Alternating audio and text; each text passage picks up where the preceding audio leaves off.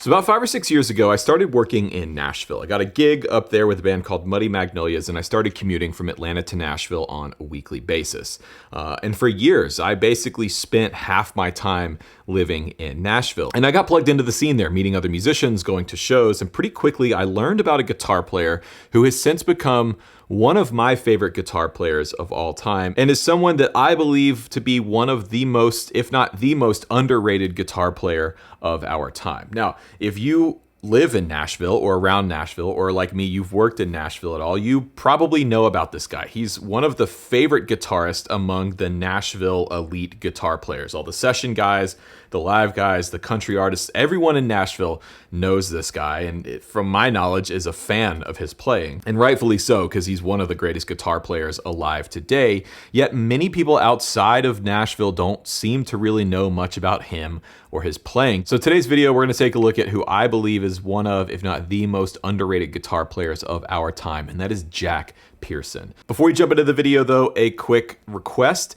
please subscribe. According to my analytics, 68% of the people that watch this channel on a regular basis are not actually subscribed, and it really helps the channel out a lot when you just scroll down and click that red button. And while you're down there, check out any of my new video courses. I actually have a brand new video course on the way next week. It's going to be our first mini course, a course that's designed to be taken in one sitting. So keep an eye out for that. Without further ado, let's pull up some of Jack Pearson's videos and take a look.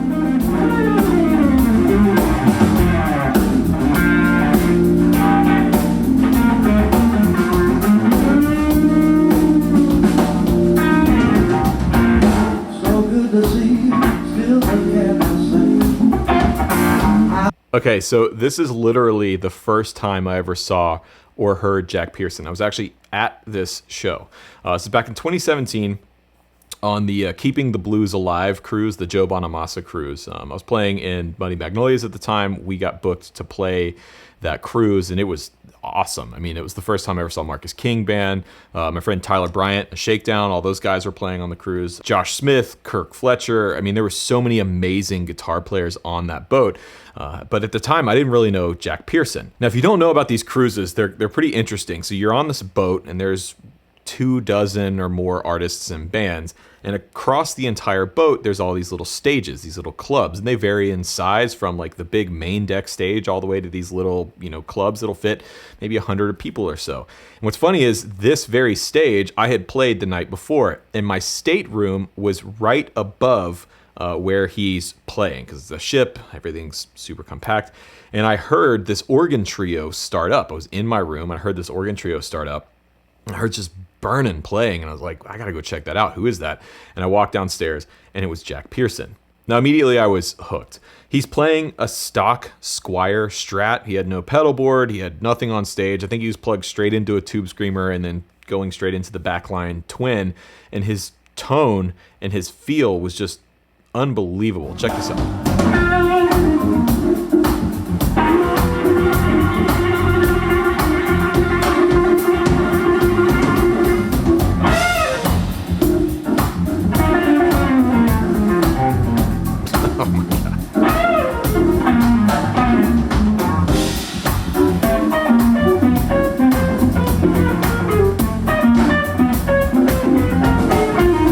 He loves to throw in these just weird licks in the middle of like a straight ahead blues song or shuffle.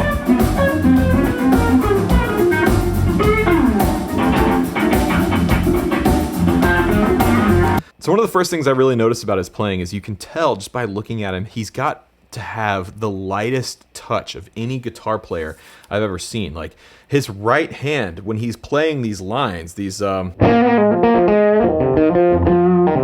like it's almost like he's barely touching the strings in his right hand.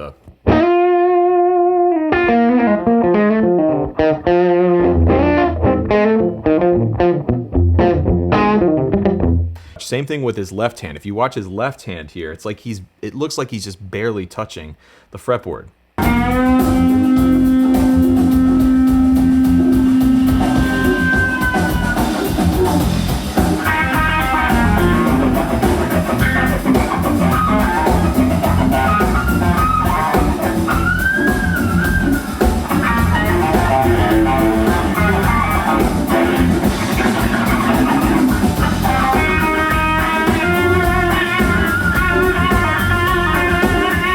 his feel is just immaculate. His touch is immaculate. And this is another thing to point out. He's playing a Squier Strat, a stock Squier Strat. And every time I've ever seen him play live in Nashville, he's always just played a Squier Strat. Yet he has some of the best guitar tone and the best touch and feel of any guitar player I've ever seen live. Really makes you think.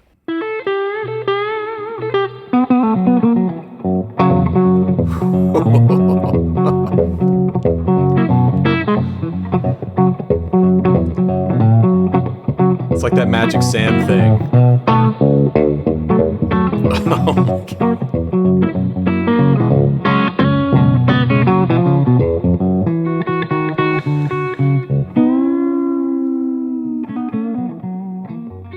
Okay, so this is another great thing about Jack's playing that I want to focus on. This is his musicality and his versatility. You'll see in this clip, he can span the range of guitar styles, everything from, traditional blues.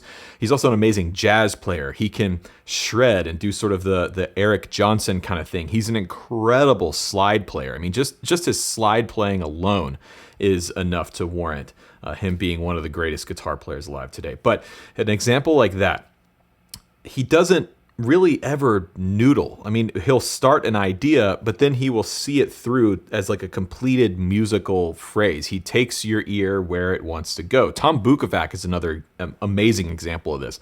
Tom and Jack, these guys don't sit and just noodle around like I do. They sit and come up with complete musical phrases, musical ideas, motifs that make it just a joy to listen to when it's just them sitting around playing a vintage 1958 Carina V at Songbirds Museum.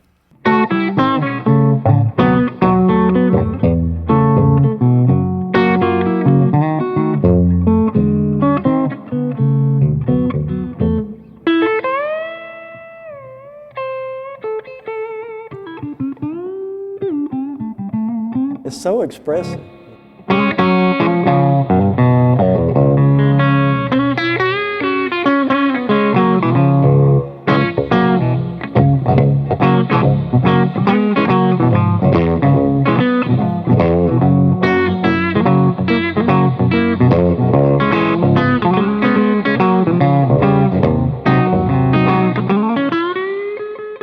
There's also this authenticity to his sound. You can tell that ever since he was a kid, he's been so intent about listening and learning these different styles and actually learning them, picking apart his favorite players and their styles and integrating them into his own thing. It's not just learning a few licks or transcribing a few solos. You can tell that Jack has spent decades really, really diving deep into this stuff and learning it at its core level. And you have to respect that. You can hear it in his playing. There's just this sense of authenticity there that you just can't fake it.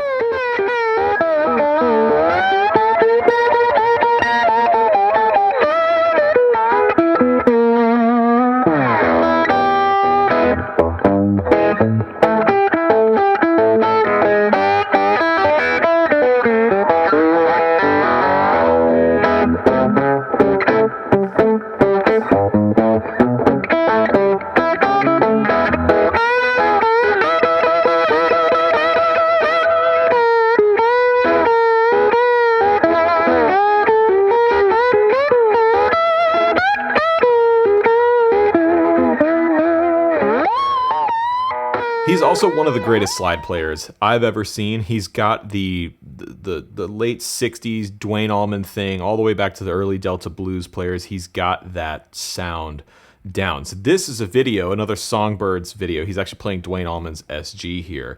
I'm going to have these videos linked in the description box down below. I would highly recommend you watch them because these are absolute master classes on each one of these styles of playing. I mean, you could sit and dissect what he's doing in this video and spend weeks and weeks learning these licks and these techniques. But a little bit later, he actually talks about some of the techniques that he took from Duane, and it's super informative.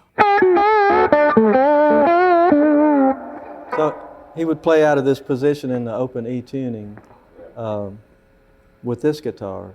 He would use standard tuning, on Dreams and Mountain Jam and stuff like that. But So if you could just go like this.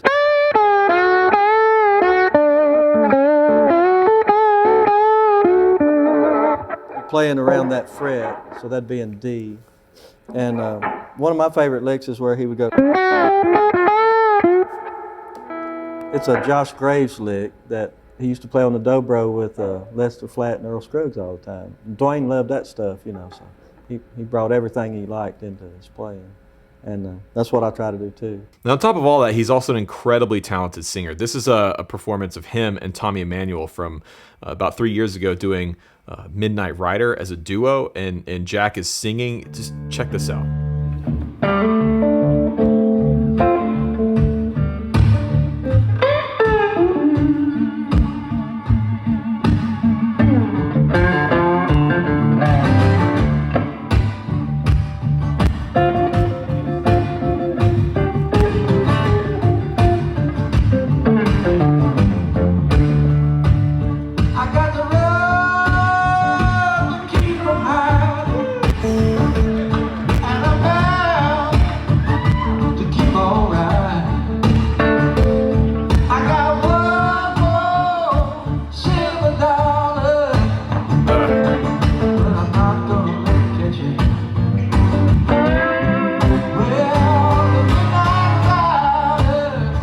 You can tell by the way he falls off of those notes. He's a real vocalist. He's not just a guitar player that can sing. Like, Jack is a singer on top of his guitar playing. And in fact, I would say his vocal ability probably coincides and it helps inform his sense of melody when he solos, especially when he's playing slide. I mean, he sounds like a vocalist. And that's one of my favorite things about great slide guitar players in particular, is they can emote and they can play these lines as if someone were singing them. And Jack has that in spades because he can do both. He can play the slide lick and then he can sing the slide lick. In fact, he does that later in this performance. Check this out.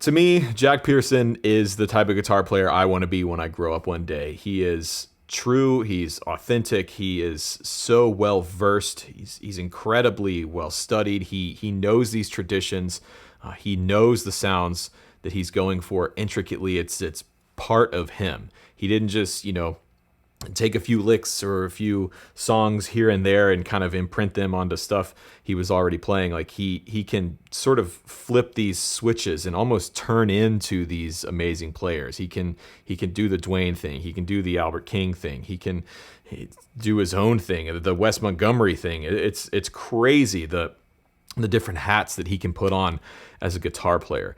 If you ever get the chance to see him live, if you're ever in or around Nashville and you see Jack Pearson on a bill somewhere, you need to go see him because it is an experience that is absolutely worth having. So that's Jack Pearson. Like I said, I'm a huge fan, and I hope this video has made you a fan as well.